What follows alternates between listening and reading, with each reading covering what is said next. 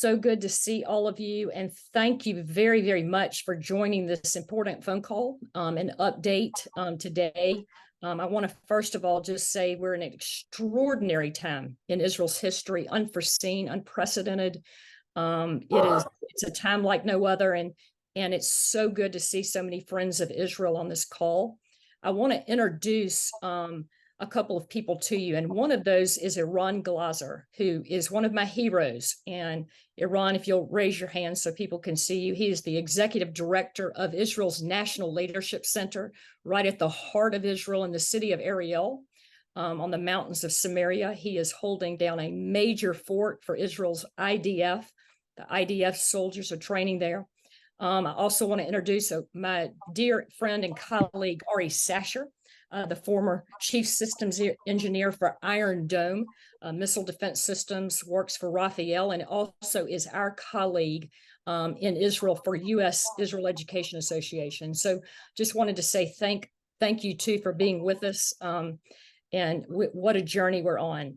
Well, I don't need to introduce Ambassador David Friedman to all of you in a way that you don't know him, because he is our most esteemed U.S. ambassador that we have had in our lifetime, and the one who has led the way and continues to forge the fate in the U.S.-Israel relationship.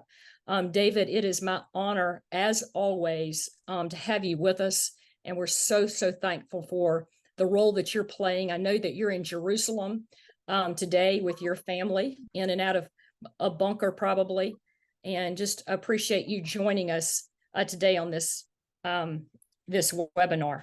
So I have a few questions for you, Ambassador Friedman, if that's okay with you, and I'm just going to let you take a few minutes to answer these, as I know everyone on this call has been watching the grim scenes from Israel's southern border, and our hearts are broken.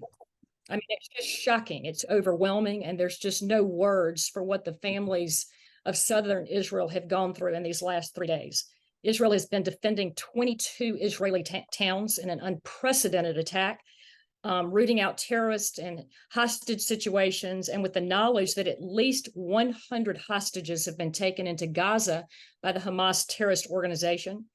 In view of the larger picture, David, with now over 800 deaths, 5,000 rockets and hostages, what is Israel's plan in this war? We've heard Prime Minister Netanyahu and Defense Minister Gallant say very clearly that they're going to take down Hamas this time. And I think the question for so many on this call is, what does that mean?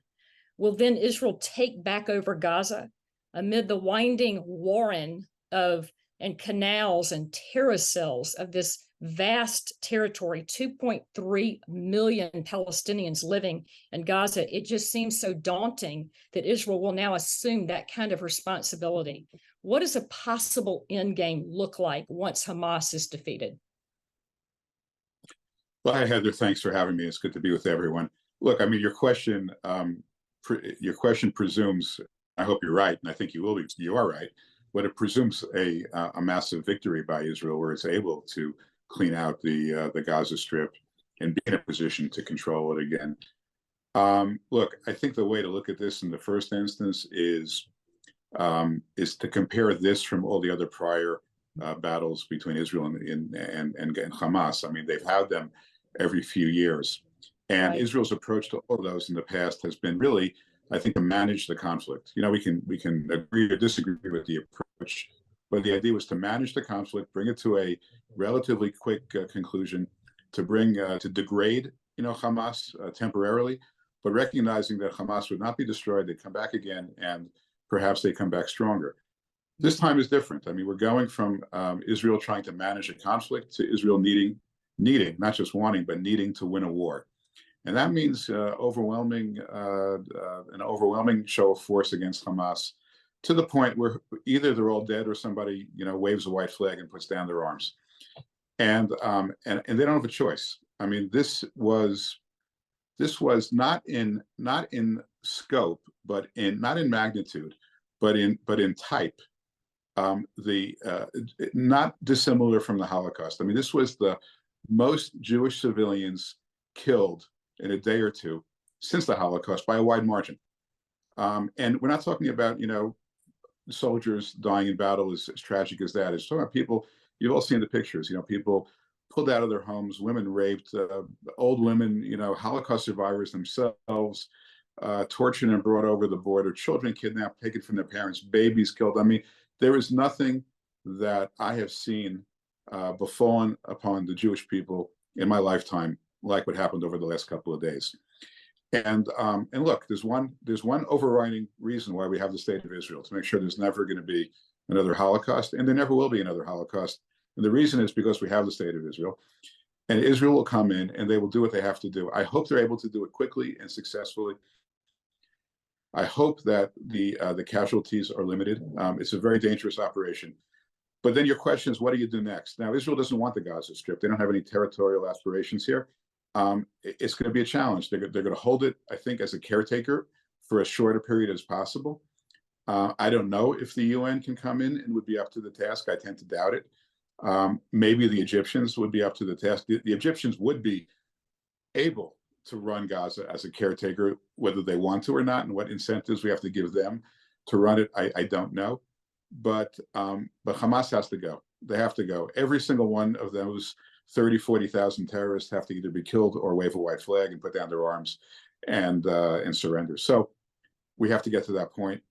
And then we can't forget the fact that Iran is still the head of the snake, and that all these actions were planned and authorized and plotted and approved by Iran. And we'll never have peace in this region as long as Iran is able, has the funds, the resources, and the ability to continue this malign behavior. So it'll never be over with Iran still out there. Right. It's just remarkable. And, David, you and I have been at this for about 10 years, kind of walking alongside and involved in this. And this is just, it's beyond anything that we've ever seen. And it just seems like a daunting task, and all the more reason that we need friends of Israel on the wall, praying, giving, caring, and really engaging the process that Israel is in. And we've got a great group of friends on this call today. Well, I want to move to another question, and thank you for that one. Very interesting that it might not end up having to be Israel at the helm. It could be Egypt, could be another way to solve that problem. It's something we're going to be looking forward to understanding in the days and weeks to come. But amid the outrage and pain with the within the Israeli population and the IDF, there's this dominant posture within the heart of Israelis, and you and I both see it, all of us see it, to save lives and to benefit the neighbor. Amid the gross hostility and the savagery on their borders, Israel really is the light to the nations in the Middle East. They're the ones that have the biblical values, not just democratic values, but biblical values. And somehow Israel's been able to circumvent the hostilities to bring about the Abraham Accords, including with Saudi Arabia in the wings. And David, you've played a major role in bringing that about, to which we all want to just say thank you. You've been to the National Leadership Center in the city of Ariel. In fact, you were the first U.S. leader official to cross over to the Green Line to go into the city of Ariel. And you came to the National Leadership Center several years ago, where a lot of the IDF do their training, all the special forces, the police, fire, the whole gamut of Israeli society connected to the defense of Israel. Candidates for the Mossad are selected there, and units prepare for war there.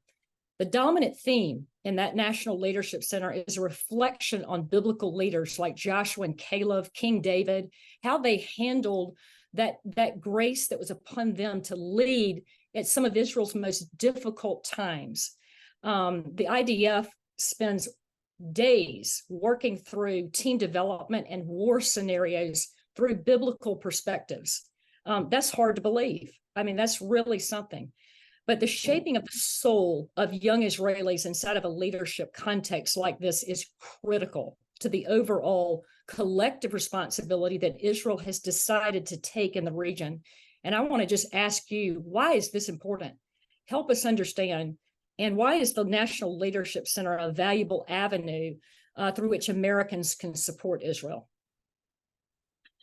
Well, let's start with the reality, and I don't think people understand. If Israel wanted to eliminate its enemies, Hamas or Hezbollah in Lebanon, just kill them all, right?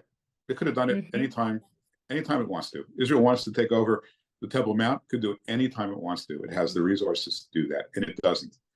And it doesn't because part of the Israeli DNA is the respect for the dignity of every human life. Okay, even lives that don't look or sound anything like Jewish lives. That's a huge part of what it takes to be a soldier, to recognize the dignity of human life. The other part of being a soldier is to kill your enemy, right? To kill the enemy before he kills you. Mm-hmm. And those are really difficult values to balance. They're equally important. How do you balance them? The Bible does give us insights on how to balance those values. And Israel, I think, will see it as it prosecutes this war. It will do everything it can to minimize the loss of civilian life, and will also do everything it can to eliminate its terrorist enemies. And I don't think any other country in the world, approaches it with those dual values, right? Mm-hmm. In Ukraine, no one's doing that in Ukraine on either side right now, I can assure you. So we'll see that. And I think the values that they learn at the Leadership Center are very much in accordance with that. And it saves lives. It saves the lives of the innocent and of the civilians, of the children, and those that really wish this war would go away. Mm-hmm. At the same time, you need to think long and hard about how do you deal with an enemy that embeds itself within civilian populations. How do you deal with an enemy that's so ruthless that it will hide behind children, that it will hide behind women? And they think about this, and they work. And I think this time, I think we have to recognize, unfortunately, that when you provide safe passage and you provide shelter and you provide cover for terrorists, you're in harm's way. You're in the line of fire. It's sad, and I wish it weren't the case. And all of us on this call, this point was made before we got started. In another couple of days, the news media is going to stop showing pictures of decapitated Israeli soldiers, which of course is horrible to watch but generates sympathy, or of women being shoved into jeeps and taken over the Gaza Strip. And it's going to start showing the ugliness of war. And war is ugly, and it's unbearably ugly. And then people are going to say enough. And as hard as it is, we have to resist. We have to resist because we've seen this movie too many times before. And unfortunately, the people of Gaza are victims as much as the people of Israel. And I think the way to look at this war is this is a war. And I've suggested to the Israelis that they ought to frame it this way as well. This is a war not just for Israel to exact revenge and retaliation and to reestablish deterrence over Hamas. They shouldn't need deterrence. They want to wipe them out. You have to wipe them out. But at the same time, this is an effort to liberate Gaza from 40,000 vile, immoral, ruthless, brutal terrorists, the kinds of which we haven't seen since Nazi Germany. At the end of the war, when the dust settles, if Hamas is gone, the people of Gaza will have won a great victory, and they'll be able to move on with their lives in a way which will be, consistent with Jewish values of dignity. And I think we have to look at it that way. And I hope we get to that point, get to it sooner than later. But I think we can't start getting squishy every time we see something in the media, because in the end of the day, that's what Hamas wants. That's what they're counting on. They're counting on the world pushing Israel back. Israel this time is not going to be held back, nor should they. Mm-hmm. And it's not just because they're angry and they're upset, but because this is the only way to liberate this region from this incredible scourge of evil. Yes, well, you're absolutely right, and it seems like every time we get to this point, the pressure mounts really from around the world and really from the United States. I mean, it really does come on hard and strong, and we've watched it again and again, and it's the reason why that Hamas gets to rearm on the southern border and continue to be emboldened with their threats. And so one of the things that seems a little bit different, David, is that President Biden has pledged support to Israel. They have just ordered the Ford Carrier Strike Group to assist Israel, the USS Gerald Ford, our Navy's newest and most advanced aircraft carrier, 5,000 sailors, host of other ships, warplanes. It seems like this effort is a bit different, and the resolve maybe of our president and administration is a little bit different than it has been to deter the Iranian-backed Hezbollah, as well as to deal with Gaza. But in view of that, you are absolutely right that we could, in a couple of weeks now, start seeing this administration wanting to back off. And my question to you, you work with us very closely with the United States Congress, and Congress plays that iconic leadership role in a steady hand in the midst of changing seas, even within our own U.S. administrations coming in and out. And so Congress has a major role to play, it seems like, in the next few weeks. What does Congress need to do? Well, listen, and you know, I have great appreciation right now for the movements of our military. I've been openly critical of many aspects of the Biden administration, but I think this is extraordinarily helpful and sends the right signal to the region, especially to the Iranians and their proxies, to think twice before they enter the battle.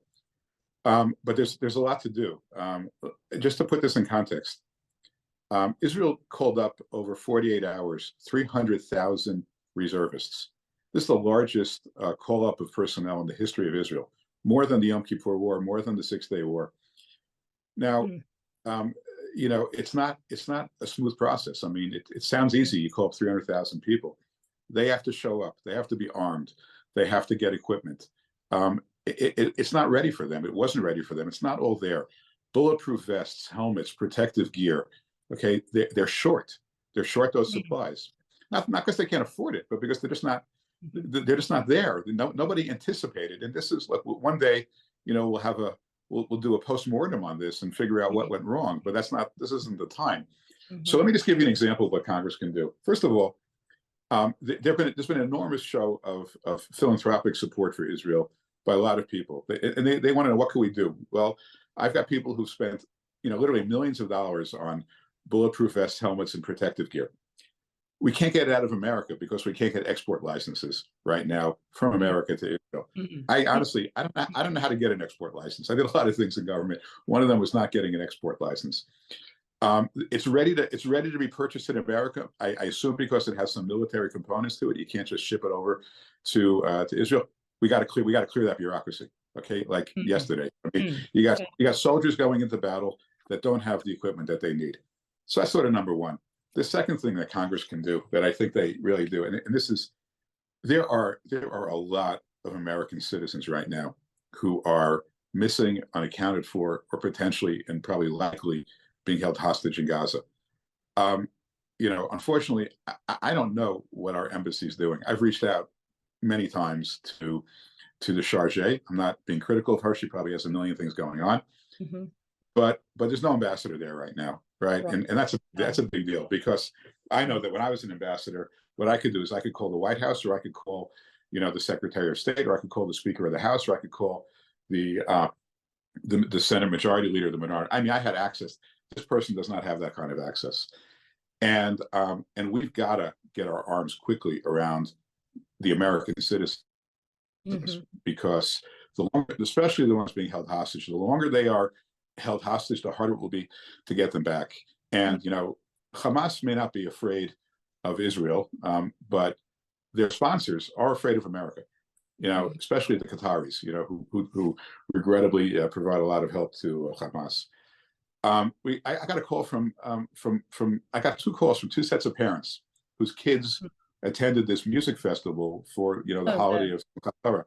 They went down to this festival. There were 1,000 people there. Of those 1,000 people who went to the festival, already they've recovered 260 bodies, right? But we also know that some of the people, some escaped, some were killed. We haven't found them yet. Some are in hiding. Some were and some were taken hostage and are now in Gaza.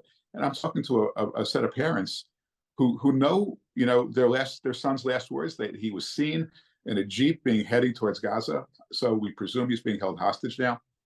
This is unbearable. This is unbearable grief by American citizens. And let's be clear. This was a war against America as well. I mean, Israel is the tip of the spear. This was a war against America, a war against American citizens. There were hundreds of thousands of Americans in Israel. By the way, Christians as well, because as you know, the holiday of Sukkot is a big holiday for Christians as well. Christians and Jews visiting Israel, Americans visiting there, who are now missing, unaccounted for, or have perished. And we got to put pressure on. I'm not suggesting that the State Department's not doing all they can. I just don't know. I'm not getting through. But Right. I am hearing from the parents, and the parents are telling me they have no idea what's going on. They have no idea where their kids are. So Mm. we could do better there. We need to hold the State Department accountable to locate these people as quickly as possible. And Mhm. the last thing is, the $6 billion that we freed up for Iran, the administration speaks very proudly of the fact that it hasn't been dispersed yet. Well, let's make sure it doesn't get dispersed. I Right. mean, Mm. this is a retrade, because what the Wall Street Journal was reporting yesterday is at the very same time Mm. that America is negotiating this hostage exchange with Mhm. Iran and freeing up $6 billion, at the very same time they are plotting with Hamas to annihilate Jews, Mm. indiscriminately, in Mm. southern Israel. So that to me suggests maybe we ought to rethink whether Qatar, which is apparently holding the money, whether they ought to really let it loose. The first call I would make is to the Qataris and say, give us back that money.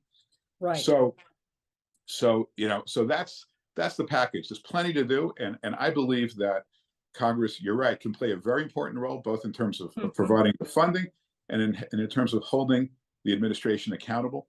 I would be asking them first, what have you done to identify, American citizens that are being held hostage, and what are you doing? How are you reaching out to the parents? What are you telling them?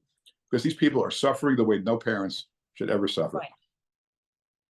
It is so extraordinary. And I was on the phone yesterday with Congressman Kathy McMorris Rogers, Jim Jordan, been going back and forth with Steve Scalise. As you know, they're in the middle of having to elect a Speaker of the House. That's another little pitfall that we have, that there's no leader of the House to pass and to organize and put all this together. But fortunately, David, we have some strong members of Congress. And yesterday, there's a group of people that are actually going to work in a bipartisan way together on this. And they made a phone call to me. And I said, get ready. In 7 or 8 days from now, when pressure gets on Israel, you have to go as the tip of the spear with bipartisan vocal support Mhm. into the media and stand for Israel. But I think these are really important. I do think Congress can work to get those export licenses. I do think they can put pressure on this money to not be dispersed and to maybe make a reverse on the situation. I think there is a role for Congress to play going down the road, and we've got the friends to do it. USIEA is working closely with these members, and this has been a huge part of our assignment. We will do that together, and let's you and I plan to work on that together in this next week, 10 days, to get a real strategy in place. Okay, looking Yeah. forward to that. Well, David, it is, I don't know how to thank you for your tireless leadership, you and your beautiful family, and the sacrificial life that you continue to live, and forerunning. It's not easy to be a pioneer. I am one, and it just is it's a fight every day. And I Yeah. just I could be tearful about it, but I just would not want to be on the journey without you. Well, thank you. Thank you. Thank you for being with us today. And just one last word, which I've told a lot of people today. We all want to cry. This is not the time to cry. Let's keep our emotions in check, and just methodically and effectively, with determination, win this war, protect our beloved state of Israel, keep the casualties to a minimum, do all the help we can, and we'll cry later when we unfortunately when we We're going to have to cry later. We're going to yeah, have to cry later. yeah. Well, thank you, David, for joining Thank us. you. We so appreciate that. And I wanted to pick up here with Ari Sacher, who's on the line. And Ari, just you're going to appear here in just a second. But Ari is a dear friend of mine. And Ari, you have just dropped 3 children off for war. One, I think, is in the special forces. One is an officer. And I'd like you just to give a recount of your last 72 hours. What has it been like? Let me tell you about my last hour. I am sitting in my house now, locked down. I live in the north of the country, in a small town about 25 minutes northeast of Haifa, in the lower Galilee. And about an hour ago, we were ordered to get inside, lock the doors, turn off the lights, and wait because apparently there's a lot of above and beyond what's going on in the south of the country. There's a lot of movement in the north of the country. We're not sure whether it's on the Lebanese border with the Hezbollah or with the Islamic Jihad. Things are pointing out of the Islamic Jihad. But in honor of that goings on, there was a paraglider that was seen flying above my town and nearby towns. And as we know, some of the damage that was brought on Shabbat on Saturday came via people in paragliders. And to make sure that that this wasn't a paraglider with terrorists, the Army was alerted. The Army is right now going around all these towns and looking and searching to make sure that there are no terrorists lying in wait. And so I am locked in my house with my wife, 3 children, I believe, a daughter-in-law, and 9 grandchildren. The daughter-in-law and the 4 children came from Akko because my son, who lives in Akko, nearby Akko, it's a partially Arab town, he was called up on Saturday night. And his wife scared to death to stay in Akko because in May of 2021, the Arabs in Akko rioted. They pulled Jews out of cars. They beat them. They burnt down businesses. They, in cold blood, murdered the father of the CEO of Rafael company that I work for. He was in his hotel. They beat the living daylights out of him and set fire to his hotel, and he was burnt to death. And so my daughter-in-law didn't want to stay there. So she's living here. That's what happened over the last hour. We spend the days trying. We we spend our days, and by the way, we this is again, the goings on are in the south, but there's always a threat right now of a second front opening up. Hezbollah, as Ambassador Friedman said, is watching intently to see what we do in Gaza. And if they determine that there's any kind of weakness, then they will well and truly join the fray. We in the north have been told to clean out our bomb shelters. We have been told to supply bomb shelters at work in Rafael. This is since we're making missiles over there, that it is a target for some of the precision guided weapons that we know that Hezbollah have, and we have been sent movies telling us exactly where we need to go and what we need to do in the event of a missile attack. And it's hard. It's hard. You can't sleep at night, and you can't take anything to make you sleep at night, because if you do, then you might not wake up when you need to wake up when the alarm goes off. On Shabbat morning, that's exactly what happened. I am an Orthodox Jew. I do not listen to my radio or television or my mobile phone on Shabbat. And on this particular Shabbat, as luck would have it, I forgot to turn off my mobile phone. And at about 6:30, my phone starts exploding. I have an application called Red Alert. And what Red Alert does is it tells you when there is an alert for rocket fire in your area, so that you can hit the deck. It tells you when it is all around the country, but if it's in your area, it gives a special sound. So we knew that there was a barrage of rocket fire. And I was looking at my phone, not turning it on because the Orthodox Jew that I am, but I was looking on the screen and they were falling all over the place. What we didn't know that was under the cover of rocket fire. Rocket fire is a diversion. Hamas sent 1,000 soldiers, I don't like that word, 1,000 terrorists into Israel to do what needed to be done. We did not know what was happening in my town because we are all religious. No one knew what was happening. And at about 10 o'clock, we're spending today, understand, this is the holiday of Simchat Torah, in which we rejoice in God's Torah and the testament that God gave to the Jewish people on Mount Sinai. This is probably the happiest day of the year, or at least it was until this year. And we're sitting there and we're singing and we're praying, and some guy gets up and he says, okay, anybody who thinks that they might be called up, I need you to turn on your phones. There has been an incident. We need everybody to know that there's a potential for them being called up. No one knew what happened. When people began turning on their phones, that's when the rumors started flying. And there was so much disinformation and fake news. It wasn't done purposely. It was done because people were grasping for any kind of news. And until Monday morning, people really didn't have any idea what was going on. So it's actually Sunday morning, and on Saturday, people said, well, there was an attack on a synagogue in Tel Aviv, and 40 people were killed. Not true. There were only 45 Jews killed. Not true. There were 22 towns attacked. True. And we didn't know. My son, who happened to be staying by us, he turned on his phone, and lo and behold, about 2 hours later, he was called up. He was released from the army a year and a half ago as an officer in the infantry, and he was called up, and the town started emptying out. Anybody between the ages of 18 and about 40 left. All women left under the age of 22, and most of the men until age 40 left. Not everybody in Israel does reserve duty, but you will find that the Orthodox population does a hell of a lot of reserve duty, because we feel that it's an important part living here. People just left. The town emptied out. My son took his car and he drove away.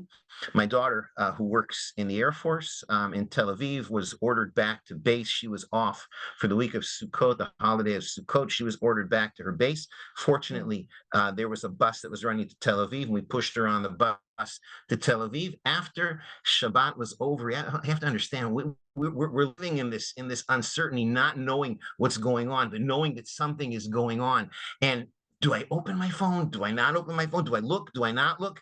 And as we were at the evening prayers before the Shabbat concluded, they were talking about 200 Israelis that were killed. I said, that's insane. That number is mind-boggling. Little did I realize that when I turned it on, it was going to be 400. Later, moving up to 800 and close to 900 Israelis that were killed. As soon as Shabbat was over, I got a phone call from my son, my other son, who lives in Akko. I need to go to the army. Can you take me, please? Well, he had to go somewhere which is about an hour east of me, and he lives about a half hour west of me, but he needed to leave his wife the car because she needs to raise 4 children while he's in the army, and she needs a car to do it. And so I drove to Akko, took my son, drove him to his base, and I drove back to my town. Now, I couldn't take the most direct route to my town. Why? Because since May of 21, whenever things get hot in Gaza, the zombies come out at night. I live in a part of country which is predominantly Arab on the west side of the Green Line, original pre-1967 Israel, but predominantly Arab. There are 3 main roads that come to my town. Each of them goes through an Arab town. Since May of 21, every time things have gone south in Gaza, the zombies come out at night and they throw rocks at the cars and they light fires, and the police cannot guarantee our safety. So for all intents and purposes, are locked down in our town. So in order for me to get home, I could not take the shortest route because that went through major zombie territory, Kfar Manda. I mean, that's the worst thing. I went around, took a circuitous route. I said, I bite the bullet. Let's just do it. I drove home. Let it be noted, Israeli police seems to have learned from the past, and the Arabs are very, very quiet. There are police cars left, right, and center here, and there is a certain sense of security, which is good because globally, I feel anything but secure, because Hassan Nasrallah, the head of Hezbollah, could decide that, well, I've had enough and I'm going to join the fray, and he has 150,000 rockets trained on Israel. Most of them, the brunt of them, are going to fall in the north of the country where I live, and this uncertainty eats at you. It prevents you from concentrating. It prevents you from smiling. It prevents you from sleeping. It is something that I do not wish on my worst enemy. And that's what's going on in Israel today. Really, really remarkable. And Ari, thank you for sharing so vulnerably and transparently. I mean, it's not like anything that we could ever really identify with, and it is upside down. Today is going to be upside down for weeks to come. And I just am amazed. Can you imagine having 8 children like Ari Sacher has? All will serve in the IDF if they haven't already. And it is just an extraordinary situation. Well, Ari, you play a major role in the formation and have played a major role, if not the major role, in the formation of some of Israel's defense missile systems, like Iron Dome, like David's Sling, Arrow 2 and Arrow 3, And I want to just ask you today, what, with the concerns that Israel has in a potentially two-front war, which is why it seems that President Biden is moving in our ships and our aircraft carriers, is to provide a deterrence for a two-front war. What would your concerns be if Hezbollah, if Hamas has thousands of rockets, we understand that Hezbollah has hundreds of thousands of rockets aimed at Israel.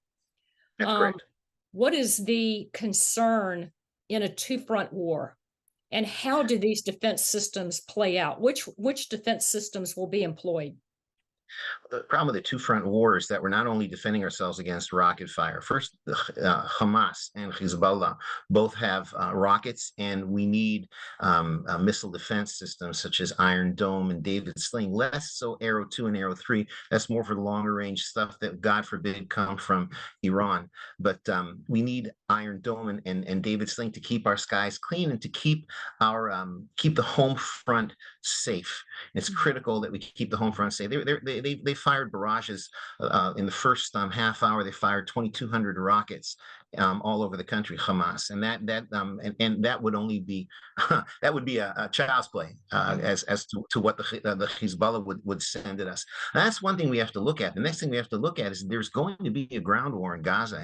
Ambassador Friedman mentioned this. There has to be a ground war in Gaza, and that ground war is going to be fought by soldiers using hopefully the most modern technology possible, the best technology that we at Rafael can give them, using suicide drones, using precision guided munitions, using UAVs to overfly Gaza and see what's going on at all times and be able to prosecute.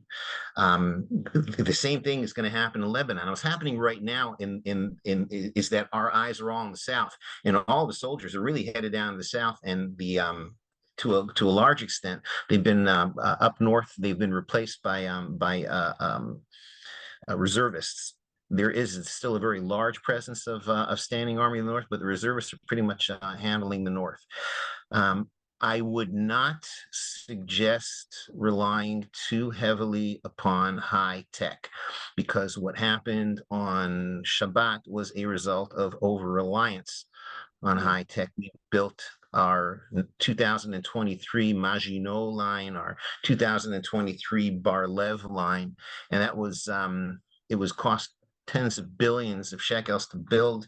It was made of concrete, and it went 50 meters into the ground to prevent tunnels. And instead of having to man it with soldiers, and we're always understaffed with soldiers, we manned it with observation towers with cameras that were sent to a central location. And these cameras were actually linked to called a weapon station, a gun which I, sitting in a room in Tel Aviv, can operate, and this gun is sitting 50 miles away in Gaza. And this was going to stop anybody. They weren't going to be able to dig tunnels underneath it. They weren't going to be able to do anything. We had everything covered. And in 10 minutes, they destroyed everything. How did they do it? Very, very simple. They dug tunnels up until the wall. They came out. They took drones. They put grenades underneath the drones. They flew up over our towers, dropped the grenade on our observation tower, blinded us, and they did that in about 10 minutes. Everything was gone. We couldn't see anything. And then they took their tunnels up, blew holes in, and 1,000 people came pouring into Israel. Over-reliance on high tech is deadly. We had to rely on high tech because we pulled out of Gaza. We don't have those problems we have in Gaza in Judea and Samaria because the IDF is still in Judea and Samaria. The criticality of human intelligence, the criticality of having boots on the ground is something that we gave up in Gaza. It's a mistake that came back to bite us and kill 900 Israelis. We cannot relive that mistake in Judea and Samaria. Over. Unbelievable.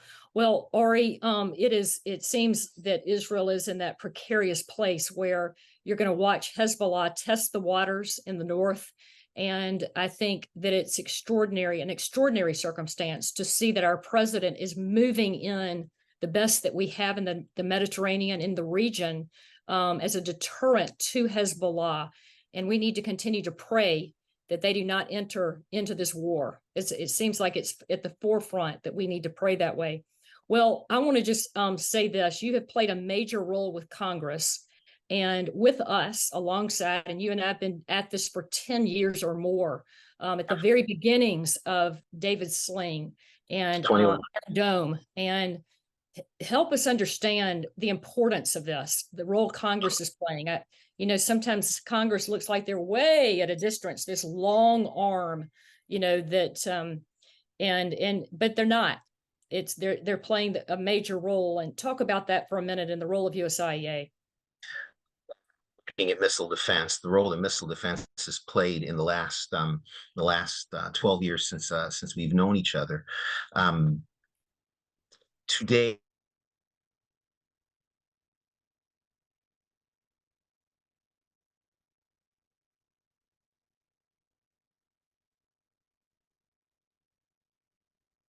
Ari, I'm not sure if you can hear us, but you've frozen. People hear this. Ari. Hey, Ari, we missed the last maybe 15 seconds.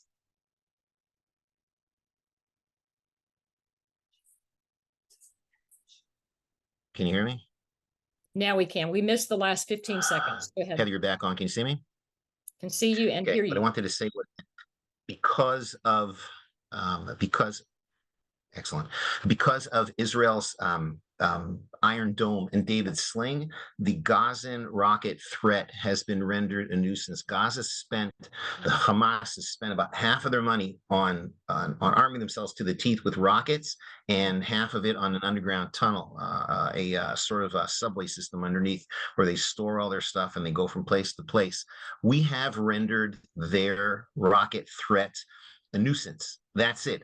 The alarm goes off. People say, oh, geez, they got to go in. And Iron Dome is taking out 95% of what they're firing at us. David Sling is taking out the longer range rockets. Today they fired rockets that reach from Gaza almost up to Haifa, 120, 130 kilometers, about 60, 70 miles. And David Sling did a yeoman's job of taking these things down.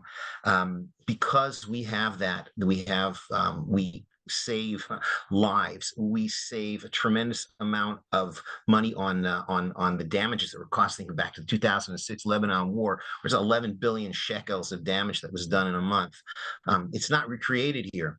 It's different. Israelis are given resilience because we can breathe, because we know that these rockets aren't going to harm us. Then the soldiers that are in the front know this, and we can concentrate on doing what needs to be done.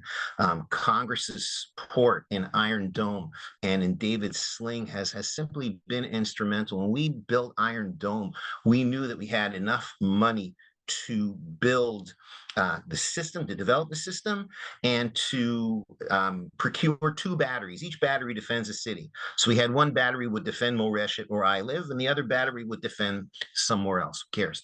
And that was obviously not enough. That was a joke, by the way. That was obviously not enough. And the United States came in, and 2/3 of the batteries that we have are funded by the United States. The United States, above and beyond $3.3 billion that it is supporting Israel, giving Israel military aid each year, is giving $500 million a year for missile defense only. And this missile defense is shown to be a lifesaver, a game changer, enabling Israel to do what needs to be done in order to apply force. And we're going to need it so much more now when, again, quoting Ambassador Friedman, the force that we're going to need to apply this time is going to be significantly greater than ever in the past. It's going to take longer, and we will be suffering the slings and arrows of Hamas rockets on an hourly basis like we've been doing the last 48 hours. Well, U.S. Congress's support is critical.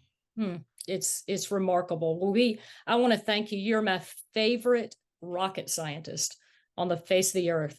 I've never met anybody like you, and you're the funniest rocket scientist. And it's such an incredible journey that we've been on, and being able to get congressional support, the primary support, and the primary role of Congress today is to vote on that defense spending budget for Israel as it concerns Israel. And we just want to thank you for the role you've played alongside U.S. Israel education to make that happen. So Ari, thank you for your partnership, and we sure love you. And we are praying for your family and your 3 children that are on the front lines of this war. Thank you for being with us. I want to just move now to introduce our wonderful senator from Alabama, Katie Britt. And Katie, thank you so much for joining us, Senator Britt, and just the leadership role you're playing from out of Alabama, your vocal support for Israel. We met you on a trip last year, not too long ago. And I don't know if you got to hear Ambassador Friedman, but he was just kind of giving us a list of things that Congress needs to do starting today, because the role that Congress plays is so important. Thank you for joining our call today. And I just wanted to hear your thoughts on where Israel is and what we need to be doing. What does Congress need to be doing? Well, Heather, first, I just want to thank you for your leadership. I mean, what you've done, I have been on the call the whole time, got to hear Ambassador Friedman. Thank you for the critical role that you both are playing, the leadership role that you're playing, making sure everyone is informed, making sure that we all firmly stand with Israel. As we all know, Psalms 122:6 says, pray for Jerusalem. We pray for peace. All of us are engaged in that and just are grateful for the work you've done and the work we know you will continue to do that is critical for the safety of all of those in Israel. So really greatly appreciate that. Also, just wanted to say, I'm disgusted by what is going on. You look at it, Ambassador Friedman said it best when he said, when you see Holocaust survivors being pulled from their wheelchair, when you see young girls being taken hostage, we know that innocent lives, both of Americans, Israelis, among others, have been taken. So praying for them is critically important, praying for those that have been taken hostage, and praying for resolution to this sooner, obviously, rather than later. So one of the things that we have done over the last couple of weeks, I actually met your group right after I had visited both in UAE with MBZ and with MBS in Saudi. I do think what we're seeing today, obviously, as we continue to hear and work for more normalization, maybe a Saudi entrance into the Abraham Accords, and we've been seeing that play out. I do think those in the region want to create unrest. They do not want to see the peaceful normalization between relations between Saudi and Israel. I think that's something we have to continue to push towards, even in the face of all of this. I've been very outspoken in my disappointment and disgust with the Biden administration with regards to what has happened between taking of hostages and the exchange of hostages, so that everyone on this call knows where I am on this.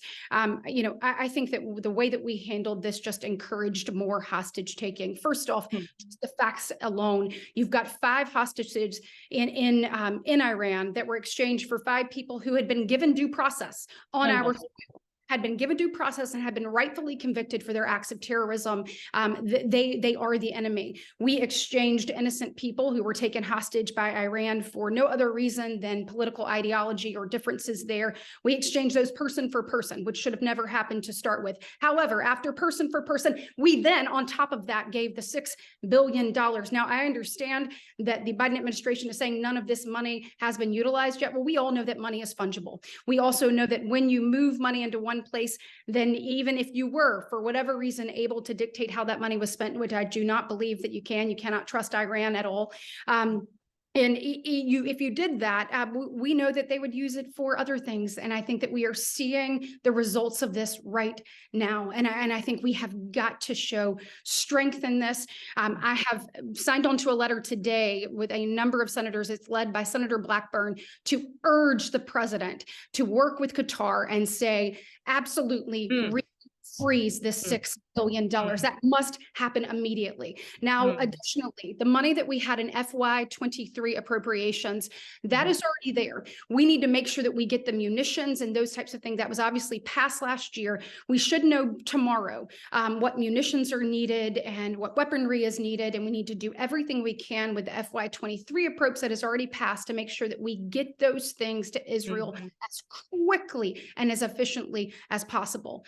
Additionally, you will see talks that occur on what we continue to do. So to go to your earlier point, obviously right now, the House, we have got to get a speaker in place sooner rather than later. As we work through these appropriations bills and we work through potential supplementals and those types of things, we need to make sure that we keep Israel at the forefront of this conversation. So We will continue to, I joined Roger Wicker in asking for a full accounting of all of the funding that has been taken that would have any kind of sort of link to the Iranian government. What I want us to say, and I want us to say it loudly, is that Iran has said that their sole goal is to wipe Israel off the face of the planet. And so if there's one thing that we should believe them on, it is that. And I think that it is telling about these attacks as we look at them and we look at what's happening. I actually met with President Sisi there in Egypt. Gosh, I guess that was maybe a month ago. And we discussed with him the possibility of, wanting to get back to getting the normalization with Saudi relations and the role that they could play. So back to Ambassador Friedman's point, I'm hopeful that we can kind of keep some pressure there on doing this. But I do think it is telling when you have Iran say that if in fact that there are strikes into Iran, that they will respond from Lebanon, they will respond from Yemen. We know that Hamas, Hezbollah, that these are all proxies. You've got the Houthis in Yemen. We need to take these things seriously. We need to continue to speak directly. I appreciate your leadership on this and just want you to know that I stand with Israel. I stand with you, and that we are not going to let this go. We're going to continue to fight to make sure that Israel is the peaceful place that it should be. Wow. Well, Katie, Senator Britt, that is just a remarkable accounting of what you're doing in the Senate and the encouragement. We're not hearing things. And so that was just, it's amazing what's being done. And my hats are off to you and Senator Blackburn for the effort that you're making most immediately. And I think that you're going to be stepping up. You could be stepping up every few days to do quite a few things over these next weeks as Israel gets thicker into the woods with this. And there is no way to thank you for your willingness to be here and to be a point of the spear on this in the U.S. Senate. And we sure are grateful that you're our senator. It is just wonderful to have you. And we really appreciate all that you're doing. So thank you for being with us. I wanted to just in sort of closing this out, one of the things that is really critical, and it has to be real and not imagined, is that there have to be watchmen on the walls for Israel. There has to be a real concerted effort of prayer. We're in the United States. We're sitting in our nice homes. We're not in a bunker. We're not, and there's a choice to make here to hook into the larger purposes that are going on in the world today. We tend to find ourselves better when we're hooked into the larger purposes, just like what Senator Britt just said. Being able to focus outside of our little neighborhood, our little problems, and say, I'm going to give some dedicated time to pray into this war and Israel's success. And alongside that, I just want to say that we are dedicated, our organizations, U.S. Israel Education Association, JH Israel, we are going to be providing you education. That is one thing we offer. We do it well. We know the leaders in both countries, and we are going to be offering that to you. And we want you to follow us through this educational process over these next weeks and months, and stay tuned for ways that you can engage your congressional leaders on how to support Israel at this time. They need to hear from you. They need to hear from you. And that's how things get done. And so I want to just say, too, finally, that it is times like this where our organizations need your support. We need to hear from you. We need your encouragement. And we also need people supporting us financially. As was just mentioned, JH Israel is the sole support system for Israel's National Leadership Center. I know that kind of is hard to believe, but that is where the IDF are doing their training. The Mossad, the special forces, this effort, the value of it cannot be overstated. And we need financial support. We've been offered the opportunity to put the IDF Institute there. That's how significant the role is inside the nation of Israel today. And we need people to be able to step up to the plate. And you can go to either one of our websites. USIEA is playing that critical role in forerunning the U.S.-Israel collaboration on so many fronts. We're the only ones taking Congress through Judea and Samaria or the West Bank. You're not going to find another organization doing that, holding down that line and really educating and informing Congress so they can make informed decisions. Well, this kind of brings us to the end of this session with you. And I just want to thank all of you for caring enough to be on this call, to make it your concern, to make it your problem and not just Israel's problem. And that's sort of what the role of the watchman is. The watchman out of Ezekiel, the watchman talked about in the book of Isaiah, is very simply the one that observes. They pay attention, they make it their goal to know what is going on, and then they preserve. They actually take an active role to step in and pray and be educated and give and look for ways to support.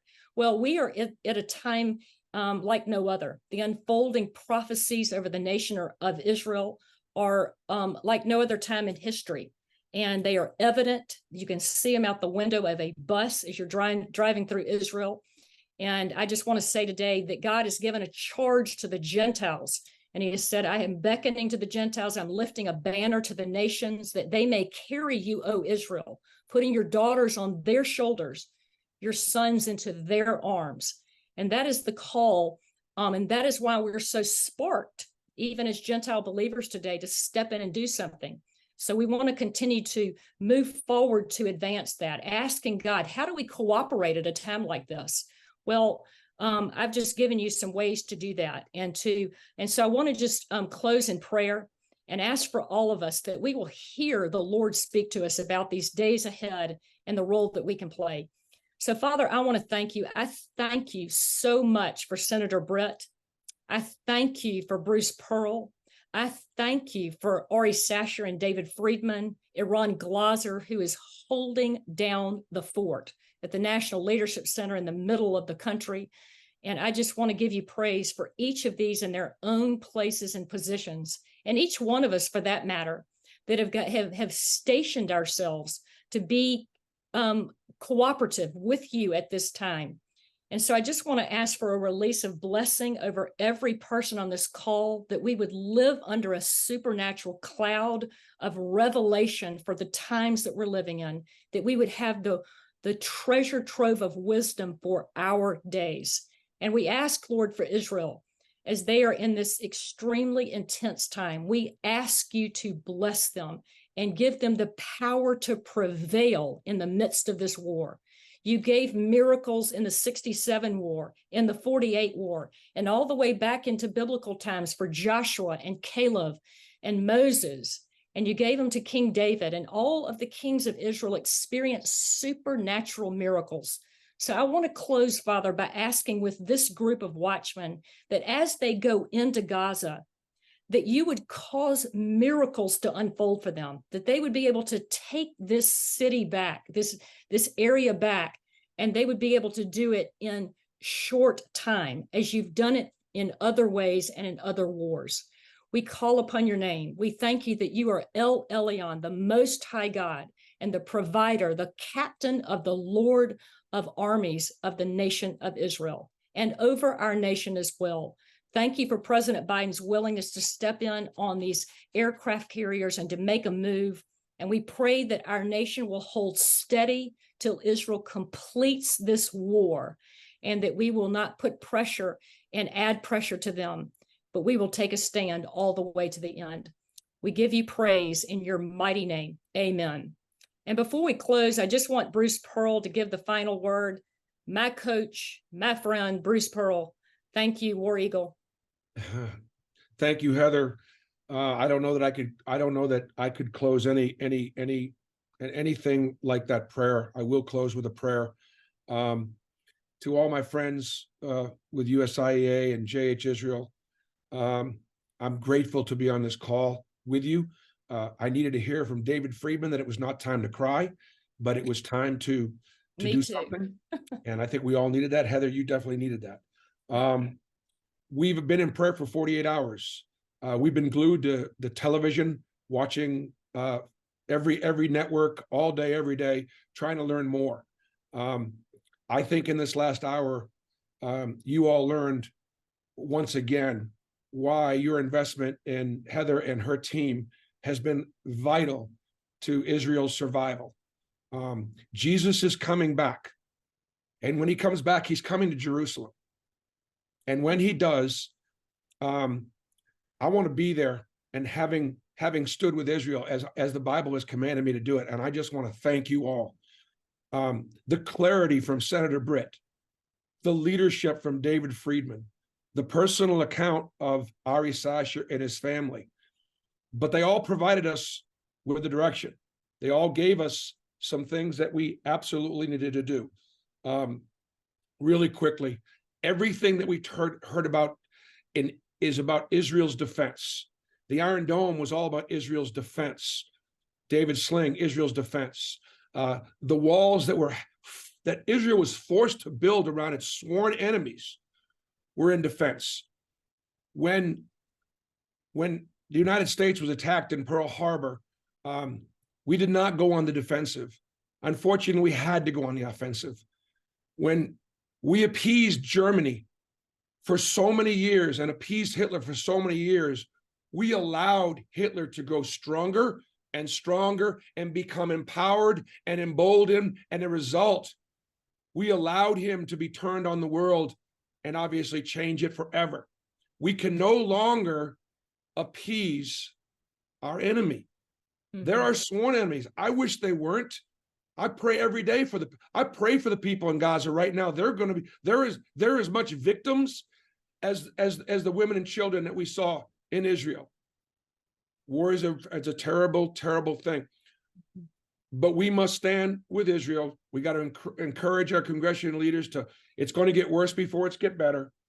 And so I want to thank you for your support. Your investment in this organization is going to be 100-fold through the United States Congress. Right now, and we're going to continue, however, I think, to find ways to specifically help this effort. And we'll be in touch with you about what those ways might be, specifically to this cause. And that's one of the things that Heather and I talked a little bit about. So we'll be back in touch with you on this. But you will not watch an hour on CNN or Fox or anywhere else where you become more informed than we were right now. I want to close with this prayer, please. I would pray that God would accompany our troops in the battle, that he would fight alongside them, that he protects them from all harm, that he miraculously brings all the captives home without our needing to release murderers and terrorists in order for that to happen, that he bless our leaders with courage, wisdom, and perseverance to make difficult decisions, and ultimately they have the willingness and the wherewithal to destroy our enemies, not just deter them, so that this never, ever happens again.